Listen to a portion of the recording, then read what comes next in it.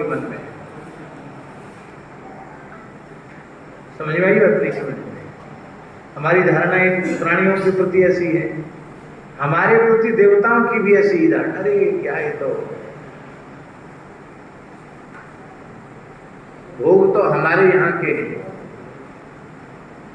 पुण्य से प्राप्त भोग है, भोगने की शक्ति असीमित है, बुढ़ापा आना नहीं है, मौत होनी नहीं है, बीमारी आनी नहीं है, भोगते भोगते भी शक्ति का क्षय होना नहीं है। देवता कहते भोग तो हमारे यहाँ के। पर सच्ची बात यह है कि इंद्रादि देवताओं को रूप रस गंध शब्द स्पर्श के भोगों के भोगने के क्षण में जितना स्वाद आता है, उतना ही स्वाद उन भोगों को भोगते समय मनुष्य को आता है। स्वर्ग में देवताओं को अमृत पीने में जो स्वाद आता है, वही हमको यहाँ खीर मोहन, गुलाब जामुन, जलेबी, लड्डू, कचौड़ी, आज कौन सी चीज बाकी है बुधगिरी मणि पर, गोंदगिरी, पाने में जो स्वाद आ रहा है, वही स्वाद स्वर कुत्ते आदि को मल आदि के खाने में वही स्वाद आता है। तो क्या अंतर हुआ? इंद्र को स्वर्ग की अप्सराओं को देखने में जो रूप के दर्शन का सुख मिलता है, वही सुख मनुष्य को सुंदरी स्त्रियों को देखकर यहाँ प्राप्त होता है। और वही सुख कुत्तों को, सुअर को, गधों को, उस योनि के जो प्राणी हैं उनको देखकर वही सुख उनको मिलता। क्या अंतर हुआ? आप गद्दा तकिया लगा के सोते हो, उसमें आपको जितना सुख मिलता है, सुअर कीचड़ में लौटता उसको उसमें भी उतना ही सुख मिलता है। क्या अंतर है? यदि केवल भोग संग्रह के लिए और भोग भोगने के लिए मनुष्य जन्म मिला है, इससे अच्छा होता कि हम सुअर कुत्ते ही होते। तब ये मनुष्य देह किस लिए मिला है? तो तपो दिव्यम पुत्र का ये न सत्वम। हे पुत्रो, भगवान कह रहे हैं दिव्य तप के अनुष्ठान के लिए मनुष्य जन्म मिला है। तप क्या है और दिव्य तप क्या है? भोग के संस्कार जीव को एक जन्म से नहीं, अनेकों जन्मों से। तो अनेकों जन्मों के संस्कार को त्यागने में कष्ट होता है, पर उसको जब वह दृढ़ता पूर्वक, निश्चय पूर्वक त्याग देता है, और उस त्याग में जो उसे कष्ट सहना पड़ता है, उस कष्ट का नाम है तप। जैसे हम उदाहरण दें, सर्दियों का समय है, धूप, यहां तो ठंड बहुत पड़ती ना,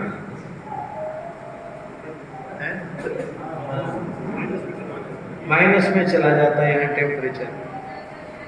तो 4 बजे सवेरे रजाई से बाहर निकलने में कितना कष्ट होता है कि नहीं? सवेरे रजाई बहुत अच्छी लगती है, लेकिन ब्रह्म वेला में रजाई से बाहर निकलकर स्नान करके हाथ में माला लेकर बैठ जाना, संध्या करना, जप करना, भगवान का ध्यान करना, तो शरीर को तो थोड़ा कष्ट हुआ, निद्रा रूपी सुख का हमने त्याग किया, थोड़ी ठंडी भी सहन की, उसी का नाम है तप। जिसमें भोग छोड़ना पड़े और उस भोग के छोड़ने में जो कष्ट हो, उसका नाम है तप। और जिसमें भोग छोड़ना न पड़े, भोग छूट जाएं, उसका नाम है दिव्य तप।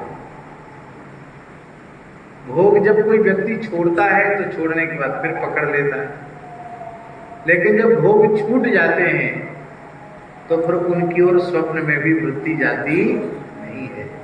इसी को तुलसीदास जी ने कहा, रमा विलास राम अनुरागी, तजत बमन इव नर बड़भागी। बमन के समान और भोगों का त्याग करो, भोग छूट जाते।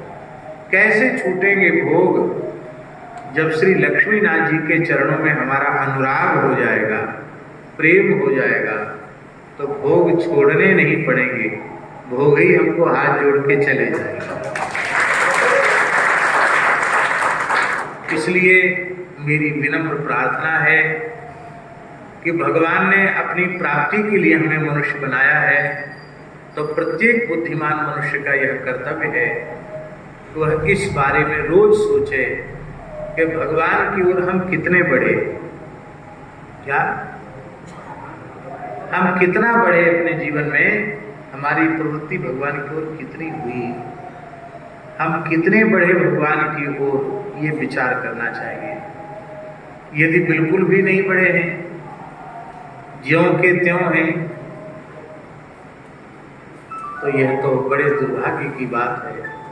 फिर चाहे जितनी ऊंची जाति में जन्म लिया हो, चाहे जितनी विद्याओं का ज्ञान का अर्जन किया हो, चाहे जितने धन का अर्जन किया हो, और चाहे जितने ऊंचे पद को प्राप्त किया हो, फिर हमारे जीवन की सारी उपलब्धियां व्यर्थ हैं, किसी काम की। तो प्रातः काल जगने से लेकर सोने तक खूब राम राम करो, भगवत स्मरण करो। जो कुछ कार्य भगवान ने दिया है, ये भगवान का दिया हुआ कार्य भगवान का कार्य है, ऐसा मानकर करो। व्यापार है तो भगवान का, खेती है तो भगवान का, प्राइवेट अथवा सरकारी नौकरी है तो वही भगवान की दी हुई रोजी रोटी की व्यवस्था है। तो जब उसे हम भगवान का कार्य मानेंगे तो उसके प्रति हम पूरी तरह ईमानदार होंगे। फिर वो हमारी क्रिया ही हमारी साधना बन जाएगी, हमारी उपासना बन जाएगी। और यथासाध्य गौ माता की सेवा करें। और एक अंतिम बात यह है कि भारत राष्ट्र की सर्वविध सुरक्षा के लिए और इसके निरंतर विकास और प्रकाश के लिए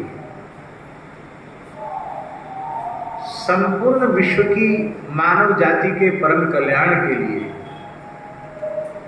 हिंदू समुदाय का संगठित होना, शक्ति संपन्न होना, पुरुषार्थी होना, क्रियाशील होना अत्यंत आवश्यक है। इसलिए सब हिंदू मात्र संगठित होकर के संघे शक्ति ही बलम संगठित होकर के आगे बढ़े। और ये हमारा विषय नहीं है, फिर भी हम कर देते हैं। संख्या घटाओ मत, संख्या बढ़ाओ।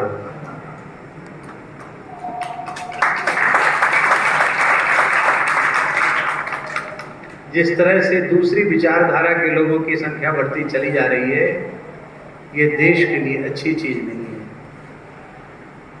आप संख्या मत घटाइए। संख्या घटेगी तो देश की सेवा में, सेना में कौन जाएगा?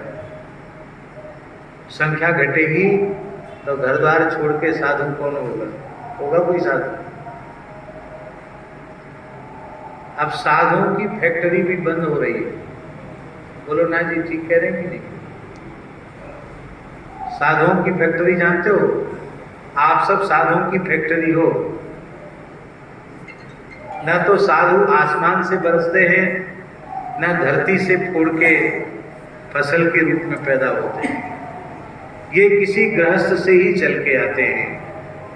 तो आप संस्कार संपन्न गृहस्थ बने, धर्मनिष्ठ सदाचारी सदगृहस्थ बने, और आपकी संतान में ही कोई शंकराचार्य निकलें, कोई गोरक्षनाथ निकलें, कोई रामानंदाचार्य जी निकलें, कोई तुलसीदास जी निकलें, कोई सूरदास जी निकलें, कोई मीराबाई, कोई करमेती बाई, कोई रत्नावती बाई निकले, तो आपका जीवन धन्य होगा। इन्हीं शब्दों के साथ आज हमें बड़ी प्रसन्नता है कि आशीष जी के फूफा जी हैं, मधुसूदन जी, इन्होंने हमसे फोन पर बात कराई। इनके फोन में भी फूफा जी ही लिखा हुआ है। तो मधुसूदन जी का आज विशेष आग्रह था कि लक्ष्मीनाथ जी का दर्शन हो। और